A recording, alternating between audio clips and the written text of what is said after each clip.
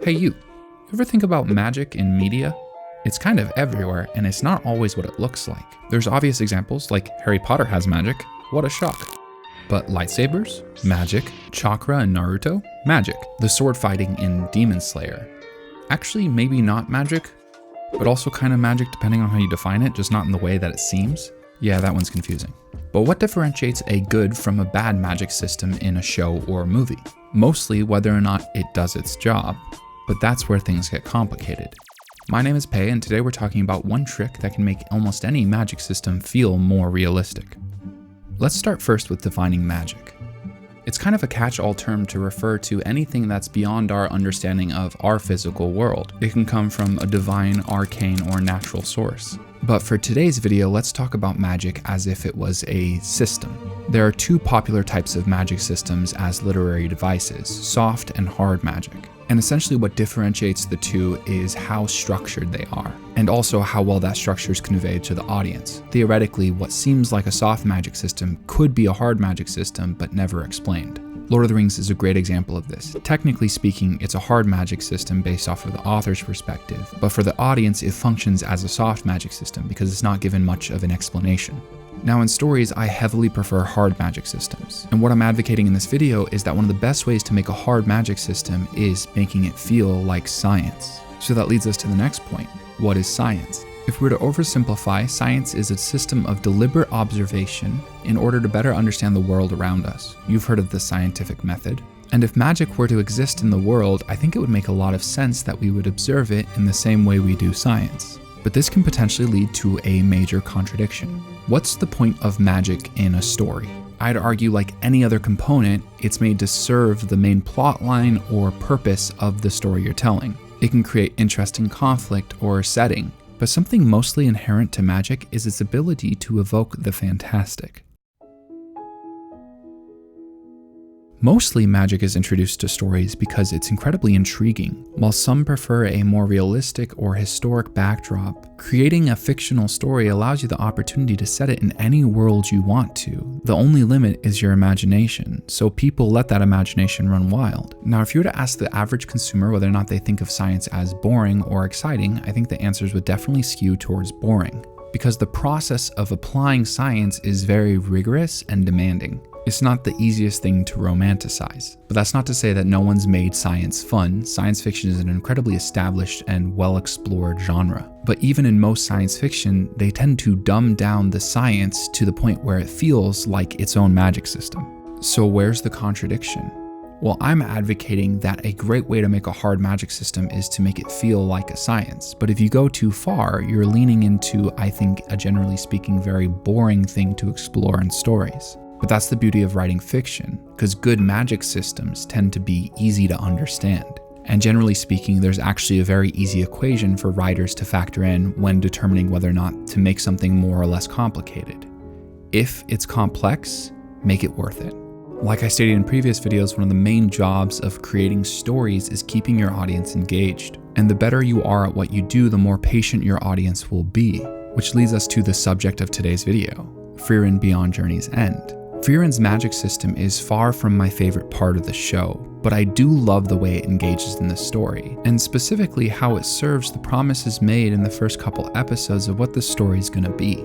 There are two really cool examples of this in the first 5 episodes. The first is the story of Zoltrak, aka Basic Offensive Magic, and the second is the magical equivalent of an anglerfish. While we're technically introduced to Zoltrak in the second episode, it's expanded upon in the second half of the third episode when Frieren is teaching Fern both Zoltrak and, more specifically, its counter. Now, before we dive too deep into that, let's look at the basic 3 elements of magic that Frieren teaches Fern in the second episode. A spell is made up by the strength in which it's cast, the mana expended, and the control over said mana that's exhibited.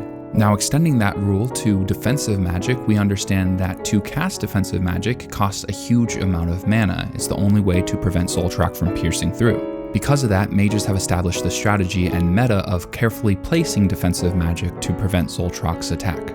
There's a clear balance to the entire dynamic. So this is where Zoltrak's origin comes into play and how it sets the tone for the rest of the series. Zoltrak was invented by the great demon mage Paul. Someone so powerful that Frieren had to seal him away as her and her party couldn't actually defeat him. The story eventually leads to Fern and Frieren returning to the site where Qual was sealed, the magic now becoming unstable. And while there's a couple things that foreshadow this moment that make it so good, this scene in fact is also foreshadowing for a major theme that'll come back up later in the story. But we'll get to that in a second. Let's start first with how this scene is foreshadowed. The first is that training scene where Frieren is teaching Fern the basics of magic theory practically, explaining both basic offensive and defensive magic and how they're used. The second is the way Frieren is urging Fern to read up on theory. Fern undermines the value of the tome at the beginning of the episode, and she finds herself doing something that I do constantly, which is dragging your feet or ignoring a basic task because the importance doesn't quite resonate. The night before unsealing Qual, Frieren explains to Fern how deadly he was as a mage, specifically because of the killing magic he invented, Zoltrok. But the moment that makes this all incredibly interesting is when we finally have the confrontation between the two parties, and we learn that basic offensive magic is Zoltrok, this crazy legendary spell that was so deadly it changed the entire landscape of magic, and now it's antiquated. The power it gave an individual mage was so great that they needed an immediate solution, so they developed a counter, and that in turn caused the entire landscape of magic to evolve. It's how a lot of development actually happens, and when magic systems properly capture that evolution of a meta, it adds a lot to the system. Because essentially what you want with any magic system is approachable depth that serves the story. And what makes Frieren's magic system so good is the way it plays into the story. It's not my favorite, but it's executed remarkably well. Not only is this an interesting idea that creates a more developed world surrounding our characters, it also directly relates to both Frieren and Fern's arc. Because while the story at times is an outstanding character drama, it's also a remarkable fantasy adventure. What inspired this video was this scene in the 5th episode. Because in a lot of ways in my first watch through, it didn't stand out to me. But in revisiting it, it was remarkable how much this scene served different ideas in the story. And it's also incredibly interesting from a writing standpoint. There's this concept in art that's talked a lot about that there's no such thing as a completely original idea. Every story is based off of some form of storytelling structure. There are likely exceptions to that rule. Something to remember is that almost all storytelling rules and structures aren't meant to be absolute. They're generally applicable, and generally speaking, almost all stories are influenced by other stories. A cool metaphor I've heard to exemplify this is human beings share 99.9% of their DNA with one another, but there's such a range of different expression in individuals with that 0.1% difference. Stories are the same. Small changes can lead to drastically different narratives. So something that can lead to actually incredibly fun magic systems is to take scientific references and then create your own magical version. In this case with Frieren, I think that they took the anglerfish and made their own cool magical version. And then not only that, but the magical version played into the story.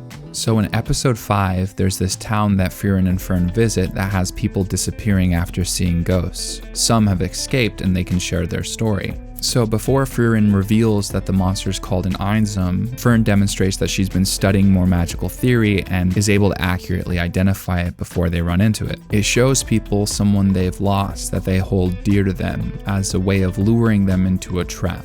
Strong concentrations of magic disrupt the illusion. So essentially, in order for them to counter this monster, they have to shoot their loved ones, or at least a phantom version of their loved ones. And while Fern is initially confident, when it actually comes time to pull the trigger and shoot the illusion of her loved one, who is being represented as Hyder, she can't do it. She hesitates. Frieren, however, doesn't, and to her surprise, instead of her old master Flamma showing up like the last time she had run into an Einzum, this time the Einzum shows her Himmel. There are so many levels in which this is working, and it's all kind of bookended by the fact that these monsters are feeding off of their victims' memories. So Himmel's facade acts in line with the way he would in real life, and he tells Frieren to shoot him, because that's what Himmel would do. This scene offers so much more than I had initially realized. And more than anything, it represents this larger concept of why I think Frieren's magic system is so well founded. These two examples and numerous others make Frieren's magic system feel like a science. It adds so much to the world building, but more than anything, it serves the purpose of the story. Just like so many different aspects of Frieren as a show, it's so multifaceted. And man, I just love it. Thanks for watching. This video is the 8th in a running series called Exploring Frieren. If you enjoyed it, go check out some of the previous ones or come back next week.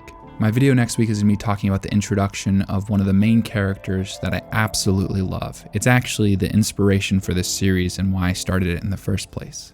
Thanks. See you next week.